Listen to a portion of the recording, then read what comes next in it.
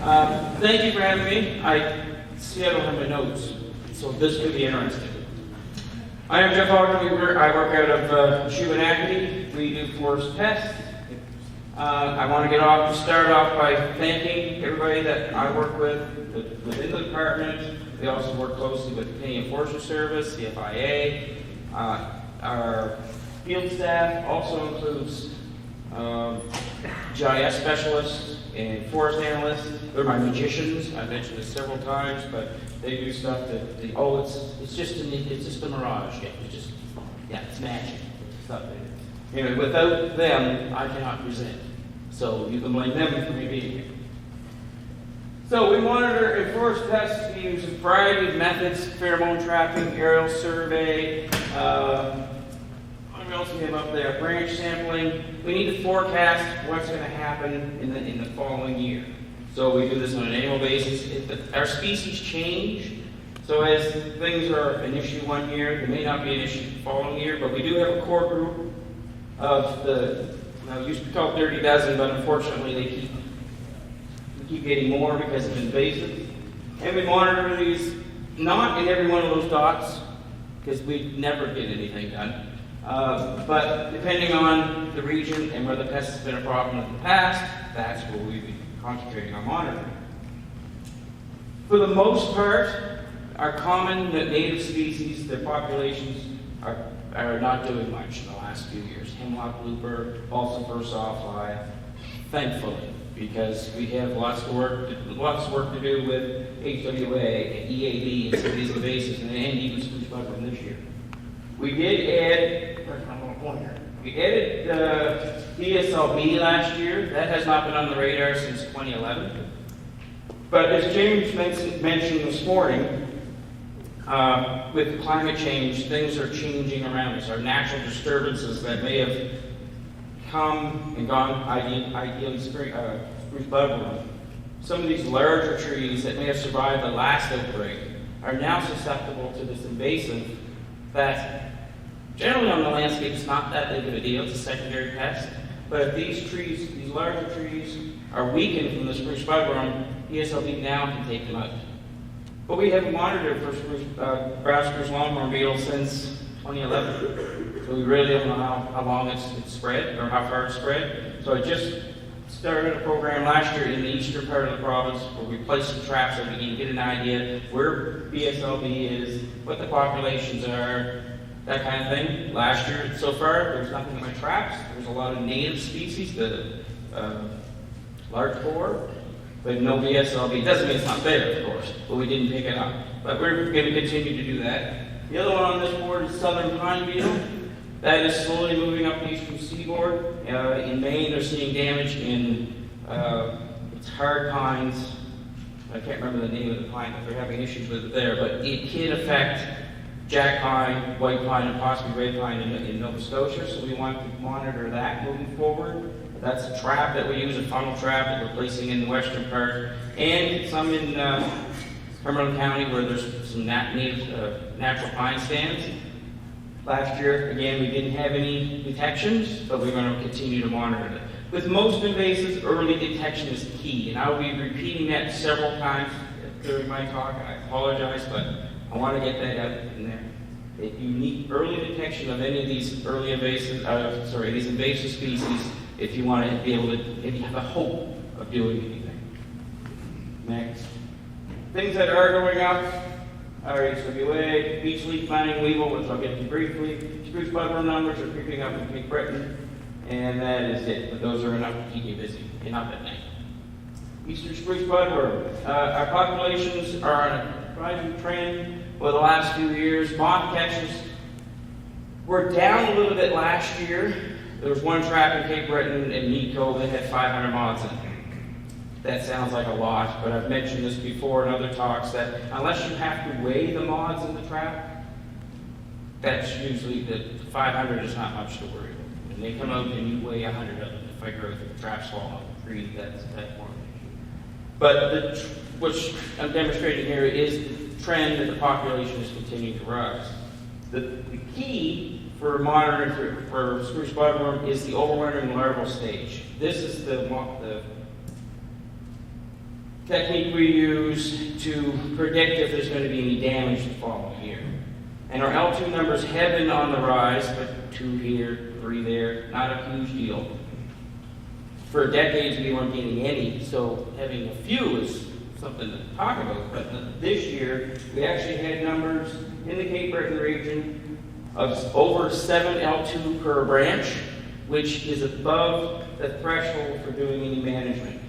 So in New Brunswick, they're doing an integrated early intervention strategy for treating spruce buckram. They are treating with BT as the population rises.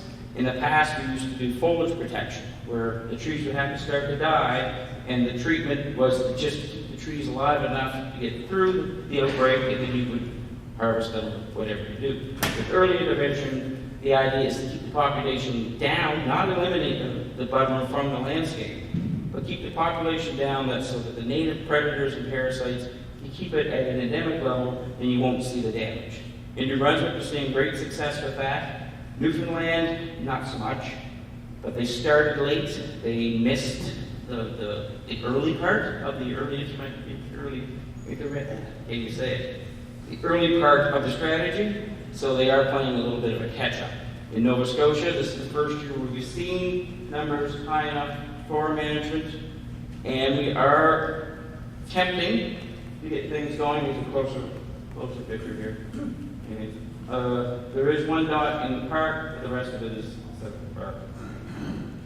So we had a management framework, and you've likely heard me speak of this before, but it was not just the province of Nova Scotia making the decision of what we're going to do with spruce buckram moving forward. It was an integrated approach with having numerous stakeholders, whether it was Department of Environment, the Mi'kmaq, the nonprofits, the environmental groups. What should we do if a new outbreak should raise its ugly head? And at this point, the working groups have completed their work, which was arduous at least, and all those members, which was a few of them here, worked very, very hard to get our recommendations put forward, and our recommendations were if a strategy or management strategy was to be done, EIS was the preferred method. Now there's caveats to that. In some instances, EIS would be the option. In other instances, it may not. Maybe another management technique. That is left our working group level, and now it's up to the deputy ministers. They've met, and they have to make the final decision. So that's where it sits at this point. Other spruce buckram in the beech leaf mining weevil. This is spread introduced into Halifax and the Cape Breton area mid-2000s, and has spread rapidly the last few years. Initially, it was only dieback here and there. Now you're seeing large areas of mortality.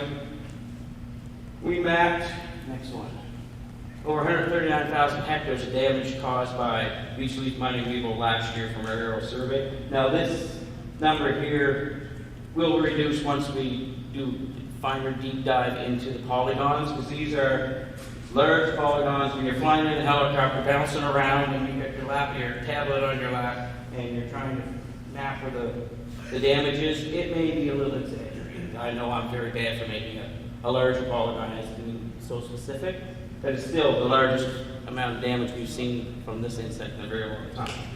However, some of the damage, particularly down here in Adelgid County, could have been mistaken for ash rust. We did have a lot of damage from ash rust in the last 2 years. Emerald ash borer, another invasive species introduced to the Bedford area of Nova Scotia. We monitor across the province with sticky traps. I don't know if you've seen the green sticky traps hanging from the trees. Never touch those. Not that we don't want you to investigate what we're doing, but they're covered with tanglefoot, and you'll never get that crap off. We have not detected EAD outside of the regulated area, and at this point the regulated area is Halifax Regional Municipality, which is the entire Halifax County, so it's a very large area. It is spreading within the city. These are trap sites that we put out in 2021.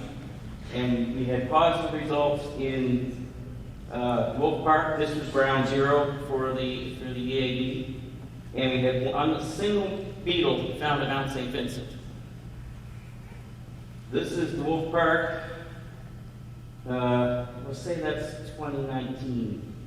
These are the same trees in 2022. And then these ones are quickly removed. They're all dead.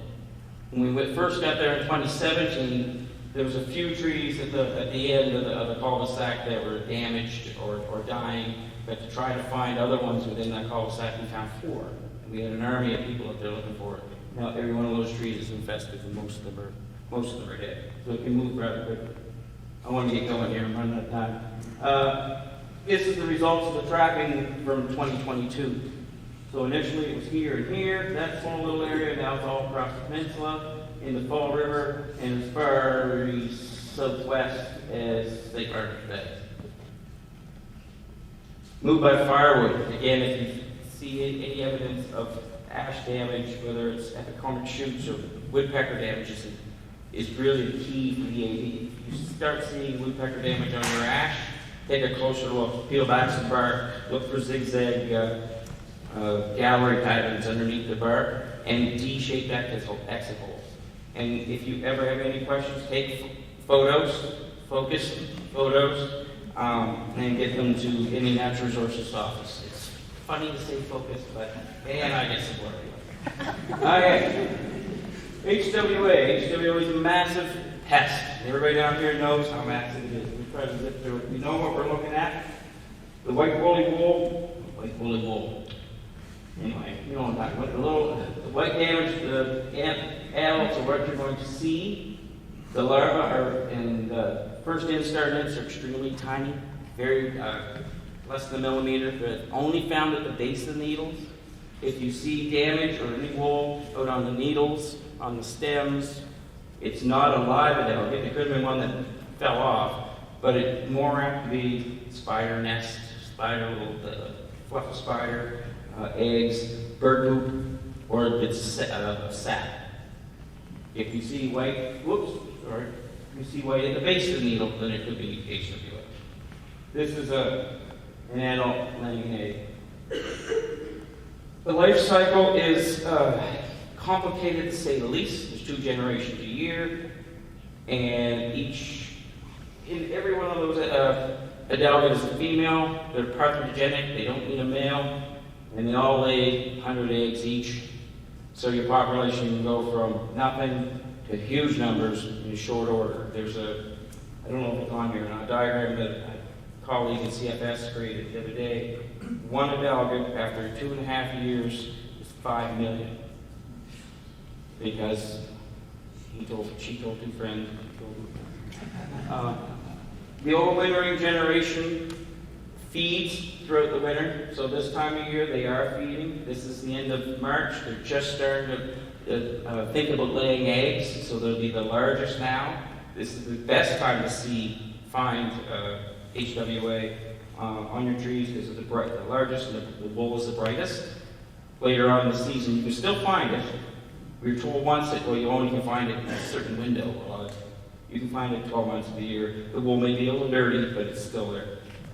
Excuse me, the second generation is in July, and it's skshorter, 3 to 4 weeks. And then the final is the overwintering stage, that's when they'll lay. But the winter, let's skip that. These are some of the pictures. That's how small they are on the base of the needles. These are crawlers. Crawlers are the only stage that the insect can actually spread. They're spread by birds, wind, and us. If you travel on logging equipment, travel on yourself. We're going to get in a habit this year of taking lint rollers when we go into the fields. So when we do our treatment sites, we could be going to a place that's highly infested to a site that is either low infested or no infestation. So we want to do diligence to do the lint rollers. And for the people who hate ticks, it also sucks the ticks up. Whoops. And that's a crawler. This is generally the nest that you see, because after 1 or 2 years, there can be multiple generations on your trees, on your branches.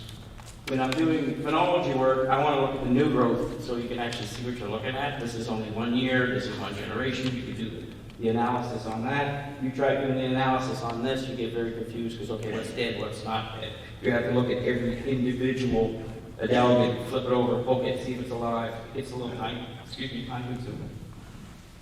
This is the current spread of EAB. There's now sites in Ontario. We're hoping that Ontario gets on the bandwagon and starts putting more money into research. Currently, it's only Nova Scotia and Canada that's spending any money on research. Why are hemlocks important? It's everybody's favorite tree. It's ecologically extremely important. If there's one pest that's come across my desk in the 30 years I've been with the department that scares the crap out of me, because it's an ecosystem changer. It's not just killing a tree here, killing a tree there. It's killing an ecosystem that may never come back. Once those hemlock are gone, what's going to replace it? Not the same trees. So whatever's in the stream or in the forest floor will not be the same as what is currently going to happen. In cultural significance, I've talked to several people, things I never knew before, and they tell me the importance of these stands, and if they die and the roots flip up, it's their generation, families, who wants that? I'm not going to be emotional. Sorry. Anyway, here's the current population spread of HWA. The regulated counties are Kings, Lunenburg West. For regulation information, contact your local CFI. I know 0. Which is not to be dangerous, so I don't get much into the regulations there.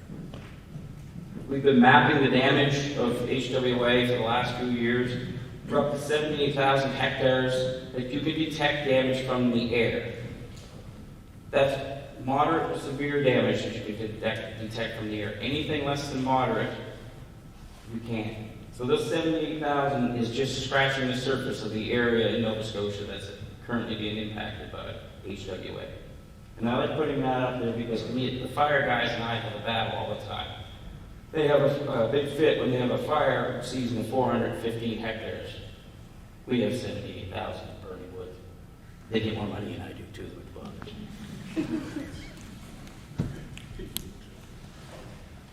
What's happened over the last few years, we have a hemlock, maritime hemlock woolly Adelgid working group, which has natural resources in it, Department of Environment, Parks Canada, MCFC, MTRI, Parks Canada, I said that before, general public in some cases that have things that they can add, like comms, details, trying to assess what we're going to do moving forward. The last year, Department of Environment and Natural Resources worked together to get a funding program, which Matt alluded to, actually spoke well about it, because I don't know much about the purchasing of land side. But $10 million over the next 5 years, so we have 4 years left of this agreement. $5 million of that is going to go to land purchasing for protection of hemlock stands to keep. It's for climate change and carbon retention, so that's what that $5 million is for. The other $5 million is going to actual treatment, protected lands, and to biocontrol. Biocontrollers are end game. Go in here. We are currently have a treatment program. We did some last year in a 4-week window, a little bit longer for MCFC crew, where we did treat 46 hectares of hemlock trees with either the stem injection systems or the backpack spray. It's estimated over the next 4 years that we could treat up to 600,000 trees. Sounds like a huge number, but for hemlock, that's still just a drop in the bucket. So the goal of it is to keep hemlock on the landscape. You're not going to get rid of it, hemlock, woolly Adelgid. But if we can keep some of these protected areas on the landscape, we'll keep hemlock there. And then if biocontrol works, which could be as soon as this fall, releasing beetles for biocontrol in some of these areas in Western Nova Scotia. The chemicals will keep them alive, and then biocontrol will hopefully have something to say about it. But it could take a decade for biocontrol to have any impact. see me flashing. These are some of the biocontrol agents. The beetle, can't think of the name right off the top of my head right now. The rhinos. This is the one they're going out west. It's the is CFS, Canadian Forestry Service. So they're going out west next week. They scout out spots where they can collect this beetle next fall when beating sheets and bring it back and release it here. Now, the other one is a fly, and there's a couple species of fly. And I put them both up there because it's important. You can't just use one. The beetle will attack the first generation, which will have some impact on that first generation. But the population usually rebounds. So if you have the fly hits the second generation. So you'll have two natural enemies coming at this thing at once. Well, not at once, you know what I mean. So the rhinos will knock down the spring generation. The flies will knock down the summer generation. The combined knockdown may have some impact. When you add winter kill, our winter's cold enough. They are cold enough to knock it down. Last year I had 8 permanent sites that I monitored, and 5 of them had 85 to 100% knockdown. But by July, those populations have rebounded back up to where they were pre-winter because the summer generation is so prolific. But if you have a winter kill of such and such, you have this biocontrol, which knocks it down a little bit, and then you have another biocontrol that comes in the second generation, we may be able to keep the population of Adelgid down so it doesn't cause near as much damage. Out west, they don't have that issue because they have the natural enemies. Excuse me, they have Adelgid, but it's just not a problem.